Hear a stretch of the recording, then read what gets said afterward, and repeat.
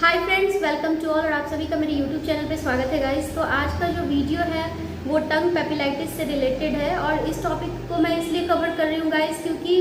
इस टॉपिक पे बहुत सारे जो मेरे व्यूअर्स हैं उन्होंने मुझसे पूछा है कि मेरे टंग के जो पेपिला हैं वो इनलार्ज हो गए हैं, तो क्या इससे कैंसर तो नहीं हो सकता है। अभी मैं एक स्क्रीनशॉट शेयर कर रही हूँ यहाँ पे। तो उनका ये कहना है कि कुछ डॉक्टर ने उनको सलाह दी है कि अगर आपने इसको ठीक नहीं करवाया, जड़ से ख़त्म नहीं किया, तो ये कैंसर में ट्रांसफॉर्म हो जाएगा। तो मैं ये बताना चाहती हूँ कि अगर किसी पर्सन का अगर टंग पेपिलाइटिस हुआ है, मीन्स जो इन्फ्लामेशन हो रहा है पेपिला के अंदर, अगर वो होता है किसी भी पेशेंट के अंदर, तो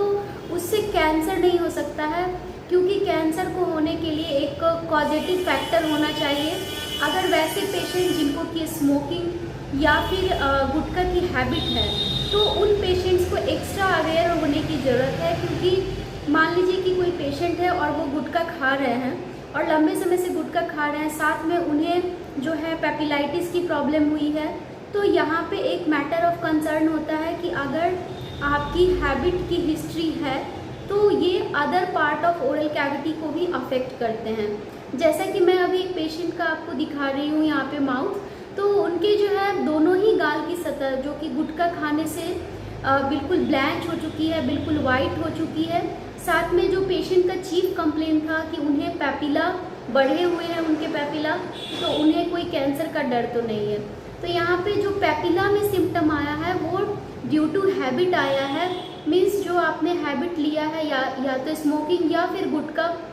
उसके कारण से पेपिला इन्फ्लेम हुए हैं, लेकिन जो उसके डायरेक्ट इफेक्ट है वो आपके गाल की सतह पे दिख रहे हैं। तो अगर कोई पेशेंट जिनके की हिस्ट्री रह चुकी है स्मोकिंग या टोबैको की या फिर गुटखा च्यूइंग की या बिटल नट च्यूइंग की, और तब उन्हें पेपिलाइटिस हुआ है, तो उन्हें थोड़ा सा अवेयर रहना है कि अगर पेपिला में प्रॉब्लम नहीं भी हो रहा है तो अन्य जो ओरल कैविटी के पार्ट हैं वो अगर स्वस्थ नहीं है तो उसके लिए उन्हें कंसर्न रहना चाहिए, उन्हें डॉक्टरी सलाह में रहने की ज़रूरत है, प्लस उन्हें फॉलो अप ट्रीटमेंट भी लेते रहना चाहिए।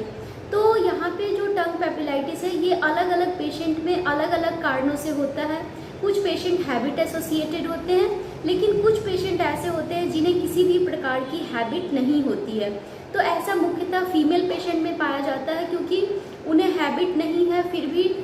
टंग के जो पेपिला हैं वो इनलार्ज हो गए हैं, वहाँ पे इन्फ्लामेशन है, और कई बार पेशेंट को जो है बर्निंग सेंसेशन भी हो रहा है, प्लस बर्निंग सेंसेशन के साथ साथ एक प्रिकिंग सेंसेशन होता है, मीन्स चुभन सा पेशेंट को महसूस होता है। तो पेशेंट का ध्यान बार बार अपने जीभ पे ही रहता है। तो इस तरह के सिचुएशन में अगर किसी पेशेंट को कोई हैबिट हिस्ट्री नहीं है, किसी भी प्रकार का कोई बैड हैबिट नहीं है, तो और उन्हें पेपिलाइटिस है, उन्हें पेपिला इनलार्जमेंट की समस्या है, तो ऐसे पेशेंट्स में कई बार जो है न्यूरल्जिक पेन भी जो है वो बर्निंग सेंसेशन के रूप में फॉलिएट पेपिला के रीजन से एग्रेवेट होता है। तो ऐसे पेशेंट जिनमें की सिम्टम्स नहीं हैं, तो वहाँ पे जो है पेशेंट का जो चीफ कंप्लेन अगर बर्निंग सेंसेशन या फिर चुभन है, तो ऐसे पेशेंट्स में जो है ये लक्षण होते हैं early onset of Narwal disease के। तो ऐसे पेशेंट्स को भी अवेयर होना है, प्लस उन्हें भी डॉक्टरी सलाह लेनी है, क्योंकि जो रीज़न है वो आपको मुख्यतया बताना होगा कि आपकी कोई हिस्ट्री है या नहीं है। इस प्रकार से अगर हम लोग बात करते हैं कि जो पेशेंट जिनको कि न्यूरल्जिक प्रॉब्लम है, मीन्स नर्वल प्रॉब्लम है, और अर्ली ऑनसेट ऑफ डिजीज़ जो है वो स्टार्ट हुआ है बर्निंग सेंसेशन के रूप में, तो इसकी जो हिस्ट्री होगी पेशेंट की वो कुछ इस तरह से होगी कि पेशेंट का जो नेचर है बर्निंग सेंसेशन का, वो डिफरेंट टाइप ऑफ मल्टीविटामिन खाने के बाद भी पेशेंट के अंदर परसिस्ट कर रहा है। मीन्स जो पेशेंट है वो बहुत जगह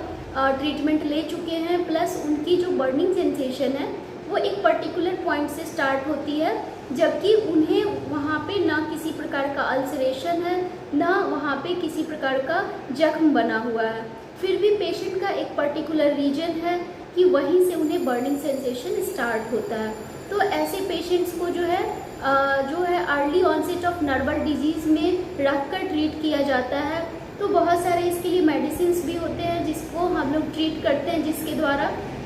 और ये जो मेडिसिन है उनसे जो पेशेंट के रिजल्ट होते हैं वो काफ़ी अच्छे होते हैं और पेशेंट का जो क्योर रेट होता है वो काफ़ी अच्छा होता है। मेरे कुछ ऐसे पेशेंट्स हैं जिनको कि ये प्रॉब्लम थी और उन्हें किसी भी प्रकार की हैबिट हिस्ट्री नहीं थी, तो उनका जो इलाज किया गया तो उस इलाज के द्वारा पेशेंट को काफ़ी ज़्यादा रिलीफ हुआ है। अब हम लोग बात करते हैं कि जो भी पेशेंट जो कि टंग पेपिलाइटिस से सफ़र कर रहे हैं तो उनके अंदर जो एक डर है कि ये कैंसर तो नहीं बन जाएगा, तो डेफिनेटली ये कैंसर नहीं बनेगा बशर्ते कि अगर आपकी हिस्ट्री में कोई हैबिट में टोबैको या स्मोकिंग या अल्कोहल या फिर यूँ कहें कि गुटखा च्यूइंग नहीं रहा हो। प्लस जो चेंज है वो किस प्रकार का है, वहाँ पे कोई ट्रॉमेटिक फैक्टर तो नहीं इन्वॉल्व है। ये जो पॉजिटिव फैक्टर है इस पे मैंने पहले भी वीडियो बना रखा है, तो आप चाहें तो वहाँ से भी जाके इस चीज़ को देख सकते हैं कि पॉजिटिव फैक्टर में जो है ट्रॉमा का क्या रोल है। मीन्स किसी भी चीज़ के इरिटेशन को बढ़ाने के लिए ट्रॉमा का कितना बड़ा रोल है। तो यहाँ पे जो आपके टीथ होते हैं, जो भी आपके शार्प टीथ हैं, शार्प मोलर्स हैं, उन्हें अगर आप इसको ग्राइंड करवा देते हैं तो इरिटेशन का लेवल कम हो जाता है पेशेंट के अंदर। तो इस प्रकार से अलग अलग क्राइटेरिया है जिसके अंदर हम लोग इसको रख के फिर ऑब्जर्व करके ही इलाज प्रोवाइड करते हैं। तो उम्मीद करती हूँ कि ये वीडियो आपके लिए हेल्पफुल होगा। Thank you so much for watching and if you like please share and subscribe my channel. Thank you.